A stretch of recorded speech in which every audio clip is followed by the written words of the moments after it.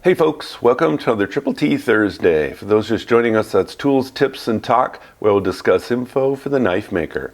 I'm really excited about today's episode. We're going to talk about an emerging Damascus technique called gradients. And I have the man himself, Mareko Maumasi of Maumasi Fire Arts, to help explain it because he's the one that helped bring this to fruition. So let's get right into it. I've got a little conference call with him, and I'm going to be doing some forging in the background of these patterns that you're going to see. And there'll be full build videos with these patterns later on. But for now, we're talking about the technique and how you can use it.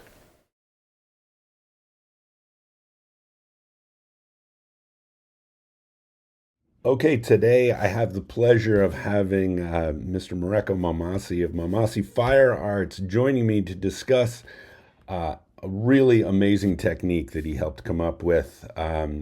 Mareko's premier culinary bladesmith, Damascus wizard, and I wanted to get you on here to talk about this technique you helped pioneer, the use of gradients in Damascus. So first off, what is gradient? How is it made?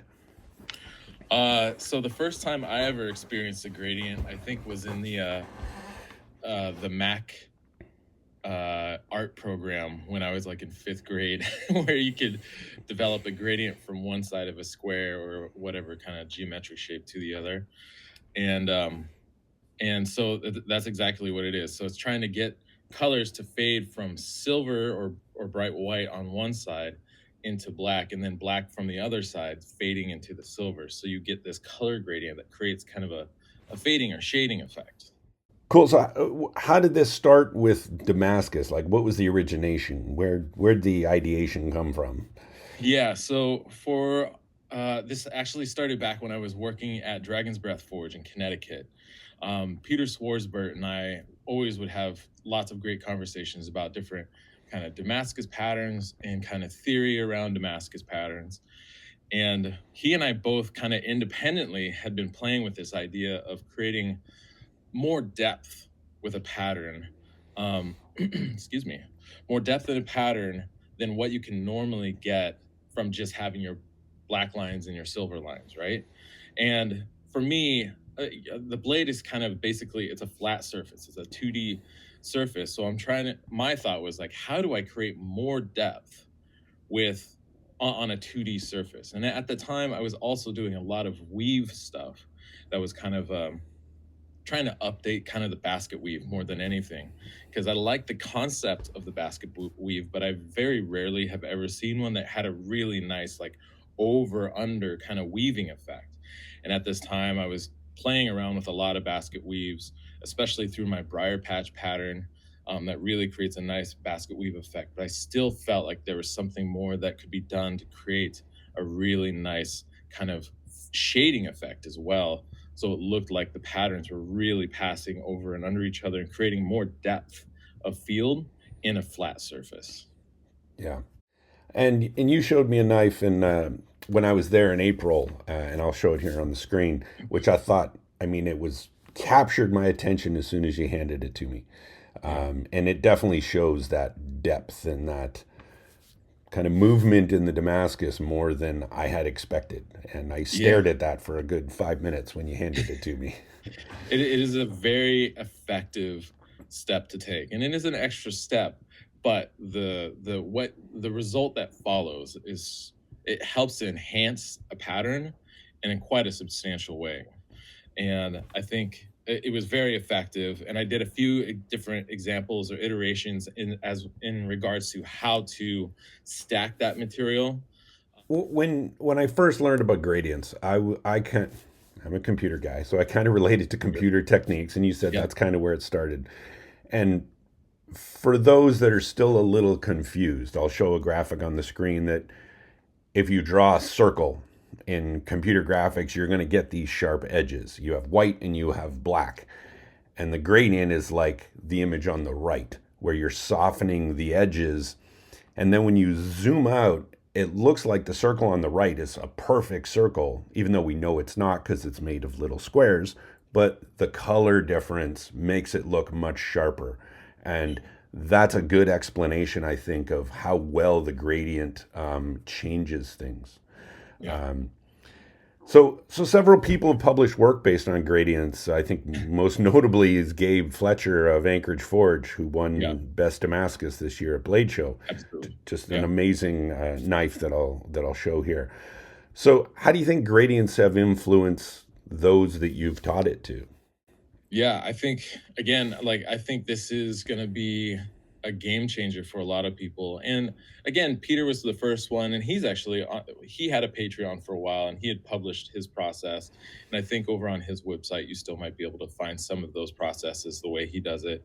But I think it's going to become kind of a foundational move that people are going to start taking, that an extra foundational step and creating an element that is then reincorporated into what will become like a standard layup for W's explosion, or like the patterns that Gabe's doing, to again just create more of that depth of field in a flat surface. And I think adding this gradient in, this extra step in, and then either making W's or making S's or making whatever you want, um, it's gonna help create a more, I guess, just engaging and Yeah. interesting pattern because of that depth. It's a wild illusion to look at, like firsthand, especially like you said, you saw it and you're like, whoa, wait a second, what's going on here?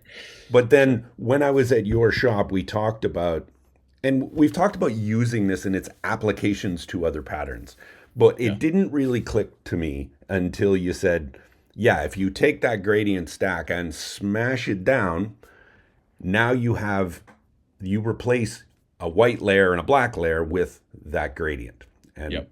the graphic I'm showing in the corner here shows the example where instead of the stark contrast of white and black that you have on the right, you now have the whole gradient stack. So now if we talk about this extra step of Yeah. making a whole bunch of gradient, smashing it down, and now you have bar stock for other patterns, and that's what I'm showing in the forging that you guys are seeing in the background here. Yeah.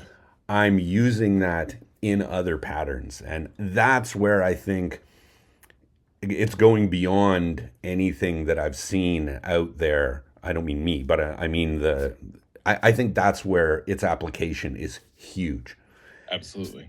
Yeah, I want to go back and honestly recreate a lot of Damascus patterns that I've made in the past and inject essentially this element. So my normal stack might be like one black, two silver, two black, one silver, three black, so on and so forth, just like kind of randomly Mm-hmm. through the stack. But in those transitions between the black and the silver, I can slide in a piece of that gradient, and that's going to add that little extra bit of depth. And like you said, a good thing to keep in mind is it's not one solid silver or one solid black. It's essentially half of a silver and half of a black, or kind of the edges of those as it travels through the height of that billet. Yeah. So, what I wanted to do in this video was really talk about two patterns. I'm actually forging in the background. The first one is a pretty simple mosaic, an explosion that where I've changed some of the layers to use gradients, and I'll show a basic graphic of that finished, at least the pattern finish. It's not forged into a blade or anything, and if you go to the second image, you see kind of it zoomed in and you really start to see the depth. And this is a very simple explosion pattern, but I think the gradient just makes it so much more compelling. Absolutely. You see the Yeah, depth. yeah, I'm looking at it. Yeah, it's absolutely beautiful, and it does. It's a lot more engaging. It's much more compelling is the perfect word, because you now get this really more emphasized sense of depth, because it looks like the different pattern elements are kind of stepped down below each other, or they kind of undulate with a real like peak and valley kind of effect, that makes it just a lot more compelling, like you said. Yeah. Compelling is the perfect word for that. Obviously, there are people doing really crazy, complex stuff, but I think it's really interesting to take something that's familiar, like the W's explosion, but do something slightly unusual to it so that it creates a more compelling or interesting effect. So by instead of just having your standard W's explosion, forging it in a interesting way or an unusual way to create unusual activity, you create a compelling effect while still using an element that is familiar, so that it still draws people in, but also makes their kind of tickles their brain a little bit Yes, versus exactly. going way too far, which I think I sometimes do, um, outside of the box, and it's incredibly complex. But then people look at it and they're just completely confused. It becomes Yeah. white noise. So by using an element that has some level of familiarity already, it's less white noise. It's more intrigue. That's a good lead in actually to the next pattern that I did as part of this discussion. I wanted to take a pattern that everybody understands and knows, which is, and a pattern that I do love, which is a feather. Oh, sure. And took a feather and did a gradient, like a dark to light, and then kind of mirrored it. I don't know what you refer to that, like two gradients, like, Sure. Yeah. light to dark to light, light to dark, and Yeah. that became one. I don't know, a vein of my feather, Oh, yeah. seed it and stacked it. I don't think the pictures do it justice just yet because the Sure. pattern is so fine. But I think when the full video comes out on this feather Bowie knife, I think it's going to be really, really impressive. And Yeah. I'm very excited about that pattern and the gradient usage in something that everybody knows, which is Yeah. a feather pattern. Absolutely. No, I think it's gonna look good. I can see what you're talking about. But yeah, once it's etched, it is gonna be very interesting for sure because yeah, just that fading, go from black to silver and then silver to black, you're getting kind of this peaks and valley Yeah. effect. You're getting this depth that is really interesting and unusual. It's familiar but unusual, and it's makes again, I think we're probably going to say compelling, or at least I will 1,000 times, but it's going to make the pattern a lot more interesting for people. Yeah. So I mean, and I told you when I was there, when I and it clicked in my head, I thought everyone is going to start. We're going to start seeing these everywhere. I Yeah. think this is going to be, I'll say, if not the next craze, it's going to be a major new element in Damascus. Yeah, for sure. I mean, even if somebody made a W's explosion, same stack up, but one is just black and silver, and then one is black and silver, but with gradient blended in there or added in, they're going to present very similarly, but very differently. And one is going to be a lot more interesting to look at than the other. Absolutely. Well, this has been a great discussion, Mareko. Absolutely. Big kudos to you and to Peter for figuring out gradients and bringing it to us. I think it's a crazy technique that everyone is going to start using. So good job on getting it out there, and I look Yeah, forward to seeing what you're going to do with it. absolutely. And I look forward to seeing what people do with it as well, because I've been kind of, like I said, I've been kind of sitting on it for several years now. And so it's kind of out in the world now, and I'm really excited to see what people do with it. I'm looking forward to see how your feather turns out and how everything that you're doing goes with it, because I think it's going to be super cool. And like I said, I think it really is going to be a kind of a new foundational element or step that people do in regards to building up their patterns and moving forward and creating patterns. And I think it's going to be awesome. Yeah, I mean, the plan is to start my Mastersmith set next year, and for sure there's going to be some gradient stuff in there for sure. I hope so. I Yeah. hope so. All right. Thanks, Mareko. Absolutely. It was really great to have Mareko on to discuss gradients. Stay tuned to see my builds. Those are going to be coming soon. You'll see some build videos of what you saw here, and I look forward to seeing what you guys are going to do with gradients. Thanks, guys. We'll see you on the next one.